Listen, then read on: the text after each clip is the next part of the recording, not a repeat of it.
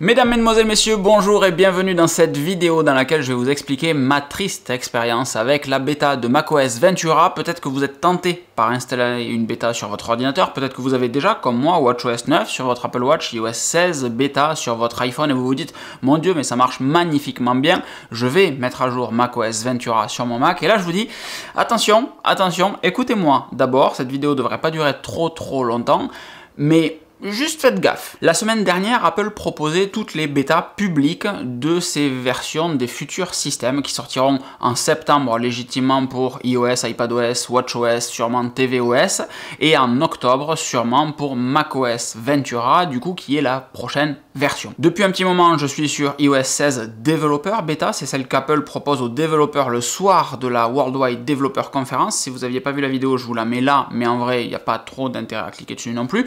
La Worldwide Developer Conference, c'est la conférence d'Apple chaque année en juin où ils présentent toutes les nouvelles fonctionnalités logicielles aux développeurs pour qu'ils puissent les intégrer dans leurs applications, mais aussi au grand public, vous, moi, etc. et aux tech enthousiastes pour qu'on puisse voir de quoi demain sera fait sur nos systèmes Apple. Cette année, il y a quelques petites nouveautés qui sont intéressantes. iOS 16 me plaît pas mal, WatchOS 9 me plaît beaucoup, macOS Ventura, ouais, il y a quelques petites nouveautés, essentiellement la nouvelle application météo qui arrive dans macOS Ventura. Il y a Center Stage qui est une nouvelle fonctionnalité qui est très cool. Il y a le fait de pouvoir utiliser votre iPhone sans fil comme webcam, très cool parce que les qualités des webcams sont pas ouf.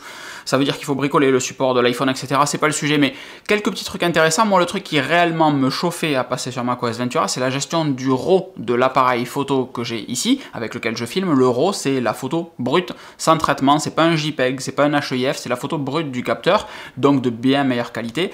Mon appareil est sorti en octobre de l'année dernière, si je dis pas de bêtises, on va dire décembre, pour être sûr.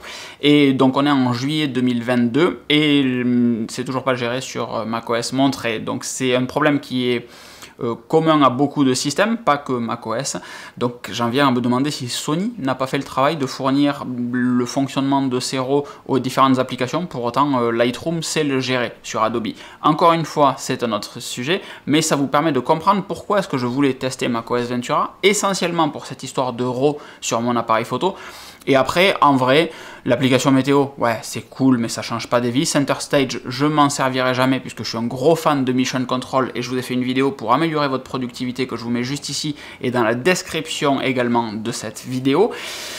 Donc je me suis dit, quand même, on va tenter, on va tester, je passe sur macOS Ventura Beta, on va bien voir ce que ça donne. Surtout que là, c'est une bêta publique, donc c'est censé être quand même globalement stable. Sur mon iOS 16 qui était en bêta développeur, j'ai enlevé la bêta développeur, j'ai mis la bêta publique parce qu'elle est globalement plus stable. Ça m'a permis de mettre WatchOS 9 bêta publique aussi. Et on se lance pour macOS Ventura. Mais au moment où on se lance, s'il vous plaît, c'est vraiment le gros propos de cet article, faites des sauvegardes. J'ai modifié mon process de sauvegarde, je vous avais fait une vidéo déjà sur le sujet, on va en refaire une prochainement avec tout ce que j'ai changé sur les 2 dernières semaines sur mes sauvegardes, et je vais essayer de vous faire une vidéo un peu plus solide que la dernière fois où je vous présentais l'outil que j'utilise qui s'appelle Carbon Copy Cloner. Et là, je vais vous présenter réellement ce que moi je configure dans mes sauvegardes et comment faire des bonnes sauvegardes et pourquoi est-ce que j'ai choisi les systèmes que j'ai aujourd'hui. C'est un truc qu'on fait régulièrement chaque année, ça sera le bon moment. Faites des sauvegardes donc avant de mettre à jour iOS 16, faites une sauvegarde en local sur votre ordinateur parce qu'à partir du moment où vous faites une sauvegarde sur iCloud, il y a des chances qu'il y ait des trucs qui pètent en fait, elle se met à jour dynamiquement, alors que la sauvegarde sur votre ordinateur, elle, vous pouvez la récupérer à une vieille version sans aucun souci. Faites réellement des sauvegardes sur votre Mac, faites au moins une sauvegarde Time Machine si vous voulez tester macOS Ventura. Je vous le déconseille fortement si vous n'avez qu'un seul ordinateur et si vous faites des choses, si vous produisez avec votre ordinateur. Le pire scénario pour moi, c'était que Final Cut ne fonctionne plus et c'est exactement ce qui s'est produit, spoiler alert. Final Cut n'a plus fonctionné, donc impossible pour moi de faire des vidéos comme maintenant. C'est pour ça que le déballage du MacBook Air n'a pas été une vidéo aussi sexy que je l'aurais espéré. Je vous présente mes excuses pour ça parce que tout simplement j'avais plein de réglages, j'avais plein de rush que j'avais sur mon autre MacBook Pro 16 pouces et j'ai dû monter avec le MacBook Air parce que en fait Final Cut ne voulait plus fonctionner sur le MacBook Pro. Donc compliqué, faites des backups, réellement un Time Machine encore une fois, même si c'est ultra simple, vous branchez le disque, vous lancez un backup et de manière générale, faites des backups en fait, pas juste pour passer sur macOS Ventura ou quelques versions que ce fut de macOS. Faites des sauvegardes régulièrement, encore une fois, si vous n'êtes pas abonné, abonnez-vous, activez les petites cloches, tout ça, puisqu'on en reparle prochainement, je pense, soit ce week-end, soit la semaine prochaine. Et le test du MacBook Air, ça sera soit ce week-end, soit la semaine prochaine, on verra. J'ai envie de faire un truc un peu propre pour le MacBook Air. Donc on va plutôt attendre un petit peu et faire un truc un peu plus stylé. Quoi qu'il en soit, ma sauvegarde hebdomadaire tombe le vendredi, et c'est vendredi, au moment de la réception du MacBook Air, que je me suis dit, tiens, on va passer sur macOS Ventura. Donc j'avais un backup du matin même, au moment où j'ai installé macOS Ventura. Ouf, ça c'est vraiment bien. Je me lance donc dans l'installation et en fait c'est très simple, vous allez sur, je crois que c'est beta.apple.com, enfin vous tapez Apple Beta et vous tombez sur la page web sur laquelle vous pouvez télécharger les versions bêta, installer le profil, etc. Ça s'installe tout seul. J'installe macOS Ventura, ça met à jour mon ordinateur, je redémarre et tout marche bien avec Enrico Macias, ça a l'air nickel. Si vous n'avez pas la ref, vous taperez ça dans Google et vous regarderez le film associé qui est également très drôle. Donc tout marche bien avec au reboot, sauf un petit bug chelou. Les préférences système et le Finder s'affichent toujours en arrière-plan de la fenêtre que je suis en train d'utiliser. C'est-à-dire que si j'utilise Firefox, Photos, Discord par exemple, et que j'ouvre un Finder dans le dock, et bien le Finder va s'afficher derrière, ou les préférences système ils vont s'afficher derrière. Et ça c'est ultra relou en fait au quotidien, ça fait perdre beaucoup de temps, moi qui cherche toujours de la productivité. Donc effectivement il y a l'application météo qui arrive sur macOS Ventura, je suis très content de l'avoir sur ma bêta et de tester avec. Un truc encore une fois qui est relou, c'est que quand tu dimensionnes la fenêtre à la taille que tu veux avoir tout le temps pour avoir tous les petits widgets etc, Kit relance, et bien en fait la fenêtre redevient toute petite, donc on est en version bêta, ça va évoluer, blablabla, aucun souci, je suis parfaitement conscient de tout ça, mais ça fait partie des petits trucs pas ouf. L'application météo, c'est très bien qu'elle arrive sur macOS parce qu'elle est vraiment bien sur l'iPhone et elle va me permettre de me passer, je pense, de l'application Carotte qui, pour avoir les complications sur l'Apple Watch, avoir les cartes, etc. sur l'iPhone, coûte pas loin, je crois même que coûte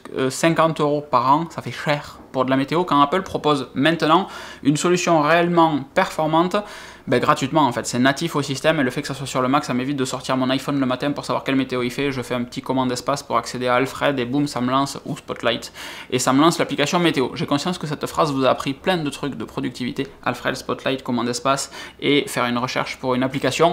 Peut-être une vidéo sur ça, vous me direz dans les commentaires s'il y a des trucs qui vous interpellent dans cette vidéo et que vous voudriez avoir détaillé. Je vais donc regarder mon application photo en espérant que mes RAW fonctionnent, mes HEIF fonctionnent, et non, ça ne marche toujours pas. La page de support Apple n'indique pas que ça fonctionne, mais je me suis dit que peut-être ça fonctionne dans la bêta, mais ils attendent que ça soit une bêta officielle, enfin que la version finale soit sortie pour l'afficher sur la page qui indique quels RAW sont gérés par l'application photo de macOS.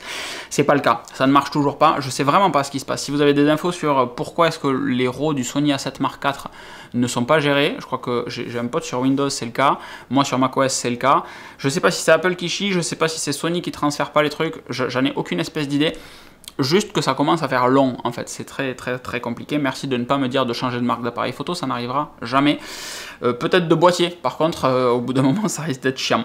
Donc je teste l'application photo, ça marche pas, je me dis bon allez, j'importe mes rushs du déballage du MacBook Air. Au moment où j'importe, puf, Final Cut crash. Je réimporte, enfin je redémarre, puf, Final Cut recrash. Et en fait dès que je survole un plan dans le chutier, Final Cut crash. Donc c'est juste inutilisable et c'est pour ça encore une fois que j'ai dû réaliser le montage du déballage du MacBook Air sur le MacBook Air lui-même.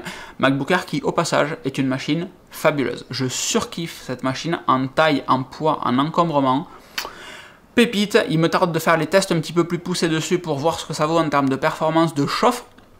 Par exemple, beaucoup m'ont parlé du SSD de 256 Go, s'il vous plaît, arrêtez, vraiment, je vous expliquerai pourquoi dans l'article, mais qu'est-ce qu'on s'en fiche que le SSD de 256 Go soit plus lent que le SSD de 512, le mec qui prend un MacBook Air d'entrée de gamme avec 256 Go de SSD, il n'en a rien à faire qu'il soit performant, puisque ce n'est pas ce qu'il vient chercher. Arrêtez de crier au loup tout le temps, s'il vous plaît, c'est fatigant en fait, à force, très simplement. Et donc je passe tout mon week-end à me dire, est-ce que je reviens en arrière, est-ce que je reviens pas en arrière, etc. Est-ce que je peux m'en accommoder, est-ce que je peux trouver, je sais pas, quelque chose pour faire fonctionner Final Cut? Non, il n'y a rien pour faire fonctionner Final Cut, ça ne marche pas. Donc rollback. Et le rollback, le retour arrière, a été fabuleux. Littéralement, j'ai donc mon disque de 5 Tera de backup avec Carbon Copy Cloner, réalisé avec Carbon Copy Cloner. Il suffit d'effacer le Mac, ça n'a rien de nouveau. Sur les nouveaux Mac avec une puce Apple M quelque chose, on reste appuyé longtemps au moment du démarrage sur le bouton de démarrage justement, et on a les options de restauration. Donc on lance l'utilitaire de disque, on efface le disque, on réinstalle macOS montré en l'occurrence, et une fois que le système est réinstallé, il nous propose de brancher un disque, soit de migrer les données depuis un autre ordinateur, soit de migrer les données depuis un disque, ou depuis un disque Time Machine réseau. Et c'est là que je branche mon disque, il est détecté, je fais suivant, terminé, et 8 heures plus tard, la réinstallation était faite. Alors, le temps est très long. Il y a 40 minutes de réinstallation de mon trait à peu près. Le temps que ça télécharge, le temps que ça s'installe, c'est long un système. Je sais pas pourquoi ça prend autant de temps. 40 minutes, je trouve ça long. Surtout vu les bêtes de puissance qu'on a actuellement. Il pourrait utiliser plus de CPU, plus de SSD, etc. Et le transfert a mis 8 heures. Et encore, j'ai décoché ma bibliothèque photo de 1 Tera 5. Parce que je suis sur un support disque dur maintenant, réellement, hein, donc mécanique, et plus sur un support SSD. Je fais plus mes sauvegardes sur SSD parce qu'il me faudrait plus de capacité et ça n'existe pas. Donc j'ai un disque dur mécanique de 5 Tera et il m'a fallu 8 heures pour rapatrier, ouais, à la grosse louche, 1 Tera 5 de données. Mais une fois que tout est récupéré, tout est transféré, on redémarre l'ordinateur et en fait il y a tout. Réellement, comme au moment du backup, j'ai retrouvé la même machine. Il y a juste eu 2 préférences dont je me souviens plus ce que c'était, mais qui ont dû être restaurées. Je crois que c'était 2 applications où il fallait me reconnecter, mais mon Firefox avec toujours mon compte, mes onglets étaient exactement comme je les ai laissés. Mail m'a embêté à me mettre pas mal de dossiers récupérés, mais bon, en soi, pourquoi pas. Mes messages étaient toujours là, mes connexions iCloud étaient toujours là, c'est dingue, et c'est très bien parce qu'en fait, on ne teste pas assez nos backups, que ce soit en perso ou en entreprise, et là, ça a été l'occasion, c'est aussi pour ça que j'ai fait ce rollback, de tester un backup, en fait, de me dire, bon allez, foutu pour foutu, je restaure un backup. Et ça a marché excessivement bien. Donc, s'il vous plaît, c'est le mot de cette vidéo, hein, réellement faites des backups. Je vous détaillerai dans une prochaine vidéo comment est-ce que je sauvegarde mes données. Ça sera l'édition 2022 de cette vidéo que je fais chaque année depuis 5-6 ans maintenant. Mais faites des backups avec des bons outils. Time Machine, c'est cool, ça répond pas à tous les besoins, c'est pas ultra fiable, il y aura forcément des trucs qui vont sauter au moment de la restauration. Carbon Copy Cloner, c'est bluffant, c'est vraiment un des utilitaires à avoir sur votre ordinateur, de la même manière que 1Password pour gérer vos mots de passe par exemple. S'il vous plaît, prenez des bons outils. J'ai pas davantage de choses à vous dire dans cette vidéo qui était là juste pour vous partager ce retour d'expérience que j'ai publié sur Instagram, vous l'avez vu passer. Si vous me suivez pas sur Instagram, vous pouvez peut-être le faire, il y a pas mal de choses qui se passent en story. Et en fait, c'est dans ces stories là que je vous ai partagé mon installation de Ventura, mon retour arrière, etc. Beaucoup ont posé des questions et c'est pour ça que je vous fais cette vidéo, pour vous donner les réponses, tout simplement. J'aurais bien aimé mettre plus de plans de coupe, etc. Mais au moment où j'ai installé Ventura, au moment où j'ai fait mon retour arrière, j'ai absolument pas pensé que je ferais une vidéo. Et c'est une fois que tout s'est suffisamment bien passé, enfin excessivement bien passé même, que je me suis dit, il faut que je leur en parle. Et donc je vous en parle aujourd'hui en fait, c'est aussi simple que ça. Je vous fais des grosses bises, je vous laisse me dire dans les commentaires ce que cette vidéo a pu vous inspirer ou si vous avez des questions. Dans tous les cas, moi je les lis tous les matins, vos questions, et j'y réponds à l'immense majorité d'entre elles. C'est super important de vous abonner, de mettre des petits pouces, et vous avez également un petit bouton à droite qui vous permet de faire un don à la chaîne et qui permet de soutenir la chaîne pour vous proposer davantage de contenu. Alors là, il n'y a rien de payant entre guillemets, mais tester un MacBook Air, tester des disques durs pour des sauvegardes, bon ça coûte, et c'est intéressant en fait de participer comme ça, c'est surtout très apprécié, plus qu'intéressant. Je vous fais des bises, je vous dis à très vite, et passez une bonne journée, ciao ciao.